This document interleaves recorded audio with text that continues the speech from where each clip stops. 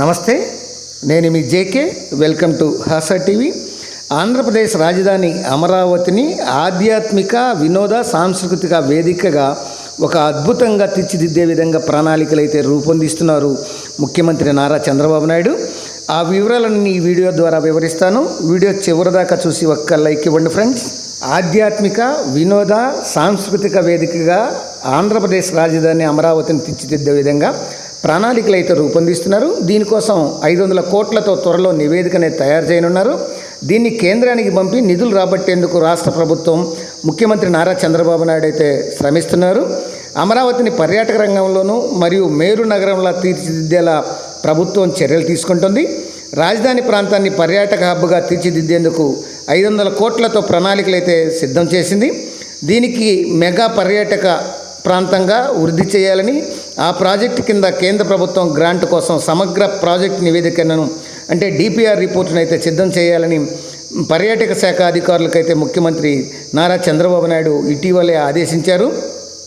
Mega పర్యాటక అభివృద్ధి project కోసం కేంద్ర ప్రభుత్వం కూడా దీనికి సుముఖంగా ఉందని వినిపిస్తుంది. రాజధాని అంత అద్భుతంగా తయారు చేయడం కోసం ఏమేం చేయాలనుకుంటున్నారనేటువంటి విషయాలను ఈ వీడియో ఇప్పుడు మనం తెలుసుకుందాం. ముఖ్యంగా 5 ప్రాజెక్టులను అయితే చేపట్టారు. వాటిల్లో ఫస్ట్ది వచ్చేసి కృష్ణా పరివాహక ప్రాంతాన్ని వినోద విజ్ఞాన సాహస సాంస్కృతిక ఆధ్యాత్మిక కార్యక్రమాల వేదికగా తీర్చిదిద్దున్నారు.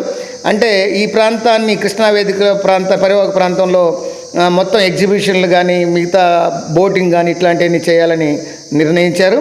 ఇక రెండోది వచ్చేసి కనకదుర్గమ్మ ఆలయం నుంచి భవానీ ద్వీపం వరకు రోప్వే అంటే తీగ వంతెన అనేది ఏర్పాటు చేయనున్నారు. భవానీ ద్వీపం ఈలోను కూడా ఈ ప్రభుత్వ ప్రైవేట్ భాగస్వామ్యం కింద సందర్శకులు అనేక అదనపు సౌకర్యాలు కల్పించేటువంటి అవకాశాలు ఉన్నాయి. ఈ ద్వీపం 2 రోజుల పాటు కుటుంబ సభ్యులతో ఆహ్లాదభరితంగా హ్యాపీగా గడిపేందుకు ఆ విధంగా అటువంటి వాతావరణం ఉండేలా ఏర్పాటు చేయాలని అయితే ప్రభుత్వం భావిస్తుంది. ఇక మూడవది వచ్చేసి పర్యాటకుల కోసం కృష్ణానదిలో రాత్రిపూట బోట్లు తిప్పేటువంటి ప్రతిపాదన ఇదొకటి ముందుకు తీసుకొస్తున్నారు. అంటే బోట్లలోనే భోజనం కానీ వసతి కానీ సాంస్కృతిక కార్యక్రమాలు ఏర్పాటు చేయాలన్నది ఆలోచన. అంటే బోట్లోనే మొత్తం టైంపాస్కి బాగా ఈ ఫ్యామిలీ మెంబర్స్కి ఉండే విధంగా చేస్తున్నారు. అట్లానే ఫ్లోటింగ్ రెండెట్లు అభివృద్ధి జరిగితే ఈ పనులు కూడా అభివృద్ధి మరింత పెంచాలనేది ఆలోచన. ఇంకా మూడోది వచ్చేసి రాజధాని నుంచి ప్రఖ్యాతమైనటువంటి సందర్శనాలు ఉన్నాయి కొన్ని. వాటిల్లో కొండపల్లి కోట, ఉండవల్లి గుహలు, అనంత పద్మనాభ స్వామి గుహలు, అట్లానే మంగళగిరి పానకాల స్వామి ఆలయం, అమరావతి ఆలయం తదితర ప్రాంతాలకు ఇక్కడి నుంచి రవాణా రహదారులనే అభివృద్ధి చేయాలనేటువంటిది ముఖ్య ప్రాంతం. ఇక కొండవీడు బొమ్మల తయారీకి సంబంధించినటువంటిది కూడా దీంట్లో ఒక మరింత ప్రాచుర్యం కల్పించే విధంగా పర్యాటకులకు ఆ కొండపల్లి బొమ్మలు తయారీ ప్రాంతాన్ని సందర్శించేలా ఏర్పాట్లు కూడా చేస్తారు. ఇక నెక్స్ట్ పాయింట్ వచ్చేసి అమరావతి రాజధానిలో ప్రఖ్యాత సంస్థల ఆధ్వర్యంలో వచ్చేసి ప్రభుత్వ ప్రైవేట్ భాగస్వామ్యంతో పర్యాటకుల కోసం స్టార్ హోటళ్ళు, మంచి 5 స్టార్ హోటళ్ళు నిర్మించడానికి ప్లాన్లు వేస్తున్నారు. దీనికి ఆసక్తి వ్యక్తీకరణ బిడ్లు కూడా పిలవనున్నారు త్వరలో.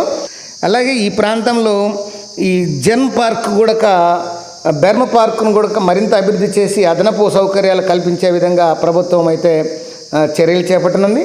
ఏదైనా కుటుంబంతో కలిసి విహరించేలా ఏర్పాట్లు చేయాలని రాష్ట్రం నుంచి వచ్చేవాళ్ళు కానీ ఇతర రాష్ట్రాల ప్రాంతాల నుంచి వచ్చేవాళ్ళు రాజధానికి వచ్చేవాళ్ళు కానీ 1-2 రోజులు ఇక్కడే ఉండి ప్రముఖ ఆలయాలు కానీ ఈ చుట్టుపక్కల ఉన్నటువంటి ప్రసిద్ధ ప్రాంతాలు కానీ సందర్శించే విధంగా కార్యక్రమాలు రూపొందించాలని సీఎం ఆదేశించారు. ఈ మేరకు రాష్ట్ర పర్యాటక శాఖ మంత్రి కందుల దుర్గేష్ కూడా ఇటీవల ప్రకటించారు. ప్రణాళికలు తయారు చేస్తున్నామన్నారు. కుటుంబ సభ్యులతో కలిసి ఆహ్లాద వాతావరణంలో విహరించేందుకు అవసరమైనటువంటి సదుపాయాలు కల్పిస్తామని కందుల దుర్గేష్ కూడా ప్రకటించారు. దీనికి సంబంధించిన కన్సల్టెన్సీని ఎంపిక పూర్తి చేసిన తర్వాత ఈ సమగ్ర ప్రాజెక్టు నివేదిక సాధ్యమైనంత త్వరగా సిద్ధం చేస్తామని అయితే ఆయన తెలియజేశారు. ఏది ఏమైనా కూటమి ప్రభుత్వం చంద్రబాబు నాయుడు అధికారంలోకి వచ్చిన తర్వాత అమరావతిని ఒక పర్యాటక హబ్గా, ఒక అద్భుతమైనటువంటి రాజధానిగా, ఒక అద్భుతమైనటువంటి సుందరమైనటువంటి పర్యాటక ప్రాంతంగా తీర్చిదిద్దేందుకు చర్యలు చేపట్టబోతున్నారని ఇది ఆంధ్రప్రదేశ్ ప్రజలకు చాలా సంతోషించదగ్గ విషయం. ఇది ఫ్రెండ్స్, మరొక వీడియోతో మళ్ళీ మీ ముందుంటాను ఫ్రెండ్స్. జై హింద్.